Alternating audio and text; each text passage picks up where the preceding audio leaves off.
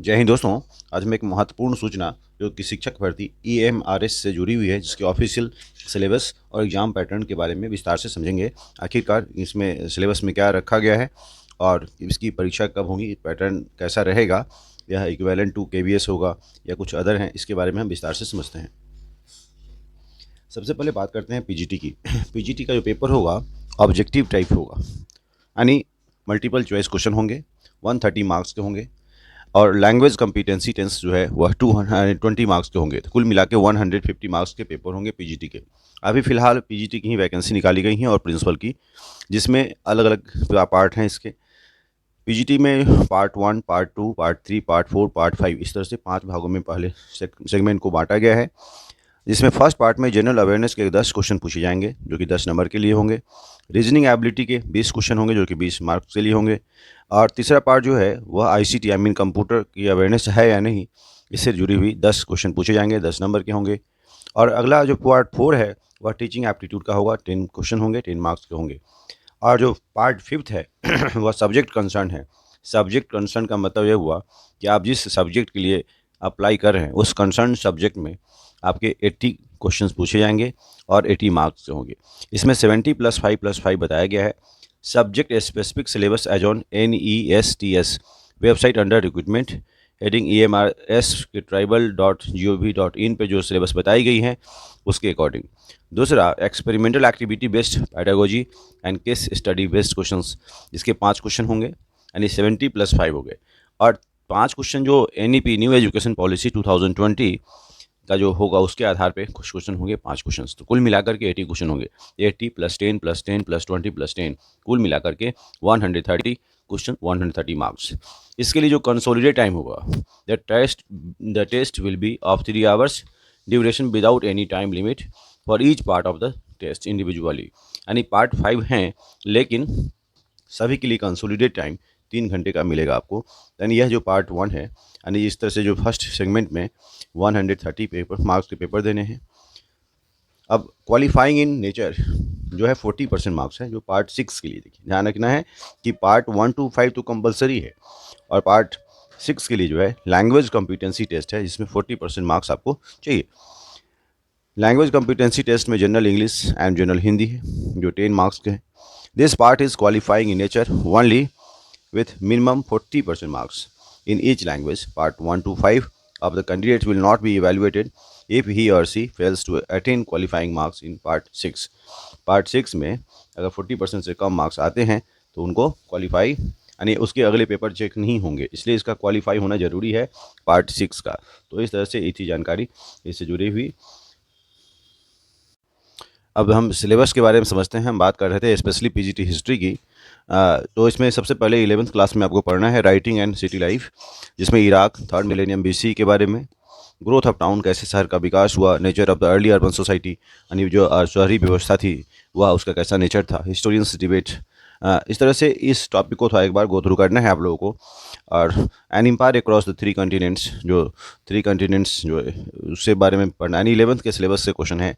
Roman empire के बारे में, पॉलिटिकल इवोल्यूशन के बारे में, इकोनॉमिक एक्सपेंशन कैसा था, रीजनल कल्चर फाउंडेशन कैसे हुआ, late antiquity, historians view on the institution of the slavery. तो अगला है टॉपिक नोमैडिक एम्पायर्स, यह भी मंगोल से जो 13th and 14th century, the nature of nomadism, formation of empires, conquest of relations with the other states, historians. इन तमाम topic को आपको एक बार गो थ्रू करना है। द 3 ऑर्डर्स, ये सभी चीज़ें क्लास 11th के हिस्ट्री से जुड़ी हुई है। Feudal society and economy, formation of the state, church and the society, historians view on the decline of the feudalism, किस तरह से फ्यूडलिज्म डिक्लाइन क्यों हुआ, उस पर हिस्टोरियंस के क्या व्यू थे। इन तमाम चीज़ों को गो थ्रू करनी है। यानी आपको करना है इन तमाम टॉपिक्स को एक बार उसके पॉइंट ऑफ व्यू से देखना है, जो लिखा हुआ है उन कंसर्न पॉइंट ऑफ व्यू से आपको एक बार पढ़ना है और बाकायदा नोट बनाकर उसकी तैयारी करनी है। इस बार बड़ी संख्या में वैकेंसी निकाली गई है, तो उम्मीद करता हूँ कि आप लोग अपने जगह को सुनिश्चित कर पाएंगे और हमारी मदद निश्चित रूप से रहेगी, सहयोग रहेगा। चेंजिंग कल्चरल टाउन्स ट्रेडिशंस, इसके जुड़े हुए क्वेश्चन रहेंगे। Displacing indigenous people, path to modernisation, ये जो अभी तक जो सिलेबस आपने सुना है ये सब क्लास 11th के हैं, जो वर्ल्ड हिस्ट्री से जुड़ा हुआ है। Bricks and beads and bones, यह क्लास 12 से शुरू हो रहा है। एनसीईआरटी की बुक में जो दे रखी हैं टॉपिक्स, सभी चीज़ें जो है वह एनसीईआरटी में है।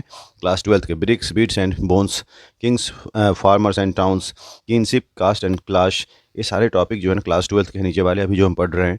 Thinkers, beliefs and buildings, through the eyes of the travellers, ये जितने भी टॉपिक आप देख रहे हो ना, वह सभी किस तरह से बाहर वाले लोग आए और यहाँ इंडिया के बारे में कुछ लिखा है। Bhakti, Sufi traditions and imperial capital Vijayanagar, Vijayanagar empire के बारे में आपको पढ़ना है, बहुत विस्तार से पढ़ना है। इसमें जो दे रखा है कि हम्पी के बारे में, outline of the new building during the Vijayanagar period, temples, forts, irrigation facilities कैसी थी, relationship between architecture and political system कैसा था, story of discovery, account of how Hampi was found, except जो है and visual of buildings at Hampi. तो इस तरह से इन टॉपिक्स को गो थ्रू करना है। Peasants, zamindars and the state, colonialism and countryside, exploring official airships, rebels and the Raj 1857 revolt, जो कि कॉमन टॉपिक है, जो मॉडर्न हिस्ट्री यानी क्लास 12 से टॉपिक रिलेटेड टॉपिक है। Mahatma Gandhi and the nationalist movement, framing the constitution. इस तरह से इन तमाम चीज़ों को आप एक बार गो थ्रू करेंगे तो उम्मीद करता हूँ कि सभी चीज़ें आराम से कवर हो पाएगी जो 70 मार्क्स के हैं। और सबसे बड़ी बात है कि आप इस बार जो जो सिलेबस में कुछ मॉडिफिकेशन किया गया है और उस मॉडिफिकेशन के बाद जो सिलेबस एक्सप्लोर किया गया, उसमें स्पष्ट रूप से उन रिलेवेंट टॉपिक्स को हटा दिया गया है जो पहले हम लोग पढ़ा करते थे। तो आज जो टॉपिक बताई गई है पीजीटी हिस्ट्री के लिए, वह क्लास 11th के टॉपिक हैं और क्लास 12th के टॉपिक हैं। तो उम्मीद करता हूँ कि इन टॉपिक्स को अगर आप एक बार सिस्टमेटिक तरीके से गो थ्रू कर लें, हम इस टॉपिक को निश्चित रूप से कवर करेंगे समय रहते।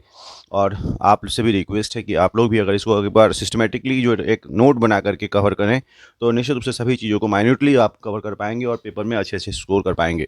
इसमें एक डोमेन रोल प्ले करने वाला जो है यह सब्जेक्ट कंसर्न टॉपिक जो कि यही है, क्लास 11th की हिस्ट्री और क्लास 12th की हिस्ट्री। तो जिन लोगों ने एनसीईआरटी की बुक रखी है तो उन एनसीईआरटी की बुक को एक बार गो थ्रू कर दें चैप्टर वाइज। और दूसरा कि जो निश्चित रूप से इसके ऑब्जेक्टिव सेशंस को कवर करें और प्रैक्टिस, आप थ्योरी तो बनाए ही बनाए, इसमें थ्योरी के साथ साथ इसमें आपको जो ऑब्जेक्टिव सेशन का जो प्रैक्टिस करना है और इससे क्वेश्चन बनाने की कोशिश करें, क्योंकि इसमें एक आपका कॉन्फिडेंस लेवल भी बिल्डअप होना चाहिए। क्योंकि ह्यूमैनिटीज़ में एक ड्रॉबैक क्या होता है कि सभी ऑप्शन सिमिलर लगते हैं और लगता है कि यह भी सही है, यह भी सही है। और सबसे बड़ा ड्रॉबैक है कि निगेटिव मार्किंग होता है। निगेटिव मार्किंग 1/4 है। यूजुअली लोग समझते हैं कि 1/4 में हम ट्राई कर सकते हैं, ऐसा नहीं, आपके आए हुए मार्क्स भी डिडक्ट हो जाते हैं, इसलिए कन्फर्म होने पर आपको अटैम्प्ट करना चाहिए।